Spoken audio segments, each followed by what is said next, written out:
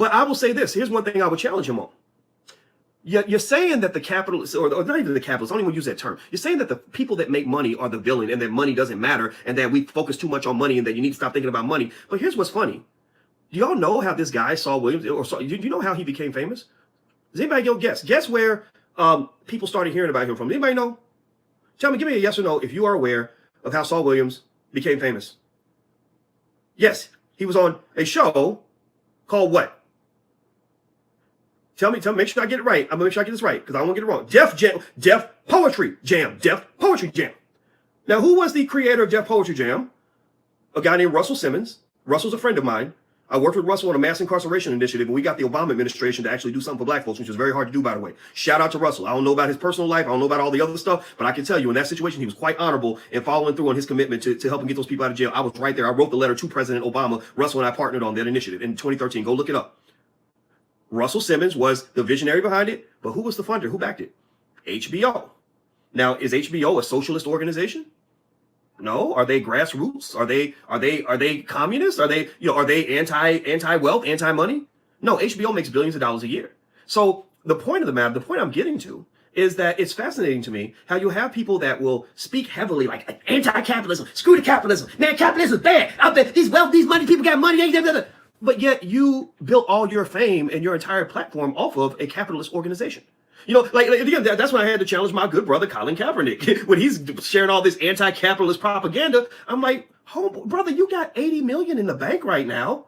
And you didn't get that from holding marches and rallies and giving away, free lunches on the corner. Like, you got this because you partnered with capitalist organizations in order to get that done. So what you're doing, unfortunately, is you're becoming a walking contradiction. You're becoming, you're like unfortunately, like a lot of the liberals that will say like, oh, wealth building, billionaires and millionaires are all bad. But you look in their bank account and they got millions in their bank account. They got mega M's in their bank account. So I'm just sitting there trying to understand who made the rule that says to be black, you got to be broke. Or to be truly black, you can't have nothing going on financially. You must be struggling. You must be flat broke. That's some old BS. That is not what is going to work for your community. In order for you to get things done, you need resources. The number one way white people enslave you is because they control you financially. The reason white people control your community is because people from other communities are plopping businesses in your community and they're sucking the money out of your community like a damn crack pipe.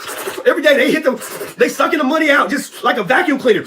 And then you have nothing left. But yet you still somehow feel like you have your dignity. Well, sometimes it's hard to have your dignity when you can't even put shoes on your children's feet. I'm not trying to say you can't still be dignified, but I'm saying, damn, like I actually like knowing that if my children need something, I can give it to them without having to go beg a white man's permission in order to get it done, right? I don't want to tell my woman that I can't provide for the family because a white man won't give me a job.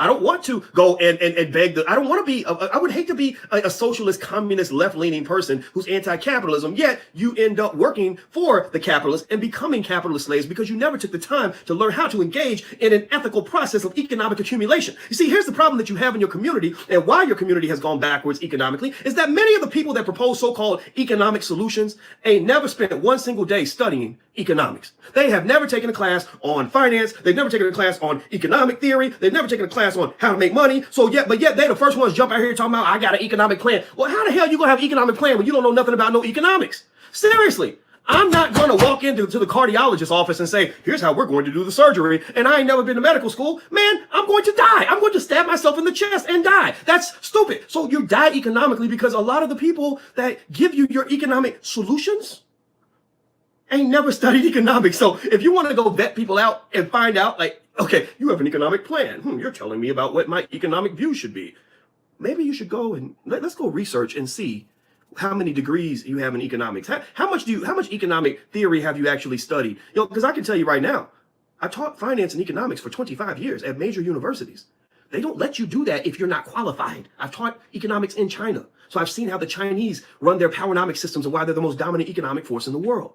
Right? I've taught in Europe. So I see how white people think. I know white people very well. Right? I'm going to Africa. I'm going to study what's going on in Africa. Right? So what I'm just telling you at the end of the day, man, is people got to stay in their lanes. I mean, seriously, like this brother, God bless him. I'm sure he's great at poetry. If I need a poetry consultant, I'll come talk to him. If I want to know how to give a great Def Poetry Jam, I will ask you that question. But I'm not going to come to a broke son of a bitch who's clout chasing by snitching and revealing private emails.